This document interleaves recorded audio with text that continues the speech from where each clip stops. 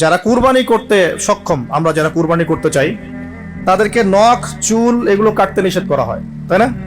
চাঁদ উঠে গেলে নখ চুল এগুলো কাটতে নিষেধ করা হয়, এটা হাদিসেই আছে। আর এর আগে কেটে ফেলতে বলা হয়, যে নখটা আগে কেটে ফেলেন, চুলটা আগে কেটে ফেলেন, দাড়ি আবার কাটতে যায় না, নখ আর চুল। তাতে কি হবে, আমরাও একটা, ওই যে যারা আমরা হজ করতে যেতে পারি নাই, তাদের সাথে আমাদের একটা একাত্মতা হলো, কিন্তু তারাও যেমন এগুলোকে স্যাক্রিফাইস করলেন, আমরা আমাদের জায়গা থেকে স্যাক্রিফাইস করলাম এবং এই নেকিটা পেলাম, একটা কুরবানি নেকি পেয়ে গেলাম ইনশাআল্লাহ।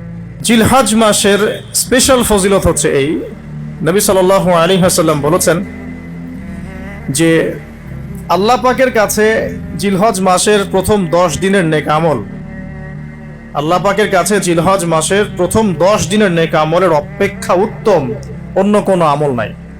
সাহাবীরা প্রশ্ন করলেন যে ওয়ালাল জিহাদু ফি সাবিলিল্লাহ ইয়া রাসূলুল্লাহ, আল্লাহর রাস্তায় জিহাদও কি নয়? নবী সাল্লাল্লাহু আলাইহি ওয়াসাল্লাম বলেন ওয়ালাল জিহাদু ফি সাবিলিল্লাহ, এমন কি আল্লাহর পথে জিহাদও নয়।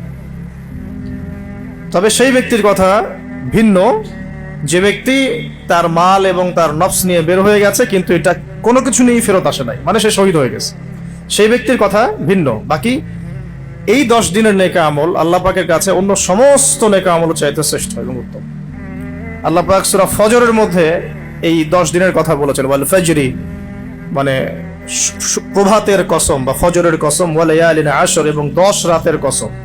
এই ওয়া লায়ালিন আশর 10 রাত বলতে মুফাসসিরিনে কেরাম এই জিলহজের প্রথম 10 দিনকে বোঝান, এই 10 রাতকে বোঝান। আবার সূরা ওয়াস সামাই যাতিল বুরুজ, আমরা সূরা বুরুজ পড়ি, ওয়াল ইয়াউমিল মাউউদ ওয়া শাহিদি ওয়া মাশহুদ, এখানে শাহিদ বলতে আরাফার দিনকে বোঝানো হয়, ওয়া মাশহুদ বলতে জুমার দিনকে বোঝানো হয়। তো এই আরাফার দিনও কিন্তু এই 10 দিনের মধ্যেই পড়ে গেছে।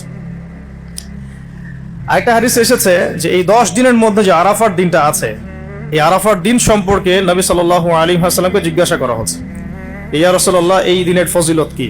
নবী করিম সাল্লাল্লাহু আলাইহি ওয়াসাল্লাম বলেন আহতাসিবু আলাল্লাহ, আমি আল্লাহর কাছে আশা করি যে এই দিন মানে আরাফার দিনের সিয়াম রোজা, এটা কি হবে, কাফারা মানে মাফের কারণ হবে, গুনাহ মাফের মোচনের কারণ হবে, সানাতাল্লাতি ক্বাবলা ওয়া সানাতাল্লাতি বাদা, মানে বিগত 1 বছরের আগামী 1 বছরের 2 বছরের গুনাহ মাফের কারণ হবে একটা রোজা আরাফার সাওম।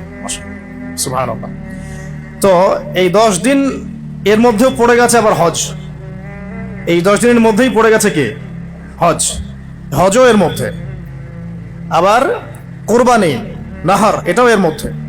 তার মানে এমনি নর্মাল ইবাদত, নর্মাল বলতে আমরা গতানুগতিক যে ইবাদত করি, সালাত, সিয়াম, সাদাকা, হজ, আবার কুরবানি, আবার আরাফার দিন, সবকিছু মিলে এই 10 দিন বা 10 রাত একসাথে। তাহলে এখান থেকে বুঝতে পারছি যে এর গুরুত্ব কতটুকু।